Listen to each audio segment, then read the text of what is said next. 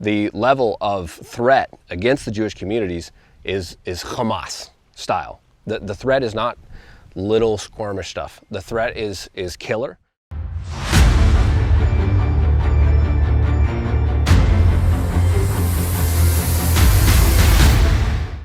So there is law and order in Israel, unlike what is in the Arab areas. So if there's an Arab throws a rock at a Jew and the Jew responds to it, the Jew will be called in for questioning at the police station.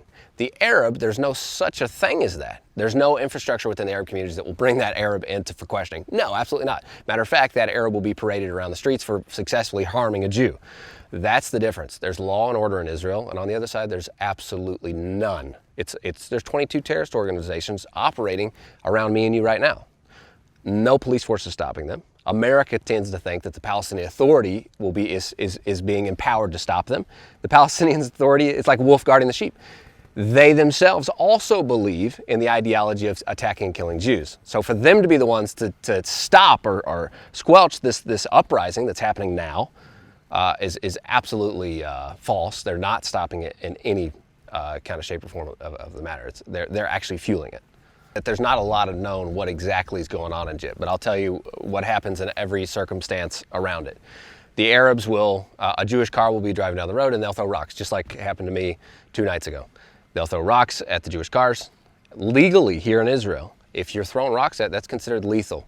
You can actually fire back at that. You can kill for rocks because rocks are considered lethal. If you're in your car, somebody throws rocks at you, you can jump out of your car and literally shoot someone. That's the IDF issued command. That's how it works here. So what happens in these towns, these Arab towns, from who knows what age, Arabs are taught rocks is one of the main weapons. That's like they throw rocks from their childhood up. They're taught to throw rocks. That's just it's a very basic thing around here. So what happens is Jewish cars driving, throw rocks. They jump out, they fire a few rounds. Usually never ends up in an actual lethal situation where they're actually killing someone. Very rarely. Usually it's warning, stop throwing rocks. Once that happens though, the Arab community all gathers up and it starts a big riot of a sort. And then there's a clash because you have Jewish people caught in this. And so then most of the time the security is not super fast in these smaller communities. And so you'll have a civilian-led protection where they will gather together quickly to protect themselves. The exact area you just talked about, a security guard was killed. So there's military, and the military is overall, right, the protection of the communities, but you also have community-led forces that are here, like the Minutemen in each community, and those is who we're working with, because that's the first line. You can call the police, but that's gonna be a call, but you don't have 10 minutes here. You've got seconds to save life, and that's what the Minutemen are all about. They're here, they're located in every single community has this Minutemen team that is the first responders for every incident. That's medical, that's going forward and stopping any kind of threat. That's very tactical, and these teams is what really is the essential element of the whole of protecting Jewish communities throughout the Judea and Samaria West Bank area. Well, we have an operation we opened up right after October 7th. Once the war broke, we said, how can we help? We're a volunteer organization. We're here to help with whatever needs to be done. Right when October 7th broke and the war broke, we understood, wow, the Jewish community's here. There's 10,000 Jews just in this area of Samaria. We're talking about 200,000 Arabs that are a part of those Hamas groups, the Hamas-style thinking against Jews around them. So we said, we've got to help here where we're located. So we opened up our operation called Operation Itai, and we've been bringing in gear to support these small communities and to better protect them. So I'm talking about like bulletproof vests and helmets and all the kind of protective gear that we can make these Jews safer here. We've been volunteering in Israel. We're serveisrael.com. That's what we do. HaYovel is the name of our organization. We've been bringing volunteers every year, 300 to 400 volunteers every year to serve the Jewish communities. And that's mostly within the farming, but other things as well. Lots of planting, forestry. We've harvested an insane amount of produce off these mountaintops. We bring volunteers from just about every nation on the globe to come and if someone loves Israel, we say, you better come and show them, because they don't know that right now. I literally just picked up a hitchhiker over here, and I was bringing them, they're like, there's people out there that love us. They do not know it exists. All they hear is the mainstream news that says everyone hates them, and they stand with their enemies. That's what's coming across. So we have a really challenging work here to show that support in a physical way. We're the only volunteer organization that operates in this Judea and Samaria Biblical Heartland area. And people come from all over the world to be a part of that. How can people pray for Israel right now? Right now is, I don't know of a more strategic time to be praying, seriously praying for the people of Israel. We've got to pray for the leaders of Israel to make right decisions. There's so much pressure, and you get it when the high level makes decisions that are not in Israel's favor. You understand why, because they have so much pressure against them. So we really need to pray that Israel has the strength to rely on God, because otherwise they can't make the right decision, because there's no backing for them too.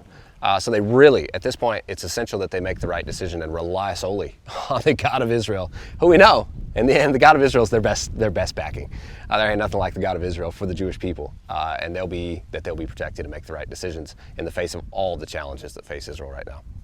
Perfect. We are certainly under threat. Every Jewish person and every person that aligns himself with the Jewish people, which I'm not Jewish, but I'm under threat because I'm also aligned with the Jewish nation. I'm in support of Israel. Anyone that comes to Israel in support of Israel, just like Taylor Force, who was an American soldier who came to Israel, was killed by a terrorist, just because he was in Israel. He was standing with the Jewish people. His family is very pro-Israel. He was killed alongside with the Jewish people. So the threat is definitely there, and we must recognize that and support Israel to be a safer place, and to not give in to concessions to this Islamic war that is waging against Israel. And that's what our Western nations are doing now. They're giving in to this pressure, giving aid and different things to these Muslim anti-Israel, the aggression that's going on now, that really shouldn't be tolerated. Is because there's already, Iran is already trying to gather a coalition, you could say, of more support. So what does that mean? There's already, as we mentioned, 22 different terrorist organizations here. So what else do they need? These are all proxies of Iran. So what do we have now? Well, they don't all work together. What they're saying is we'll be much more effective if we can pull all of them together. The PA, its own terror entity, and its Fatah groups, we need to unite them together with the Iranian groups, and therefore we can have one strategic attack against the Jews. If that happens, that's real serious. The media overall doesn't understand they're looking at this through the Western lens, which a Western lens, I don't have to tell you, doesn't work here. It absolutely doesn't work here, and it actually doesn't work in most of the not Western world. It just doesn't. Not Western-minded people. They're very spiritually minded people. Muslims overall, very spiritually minded.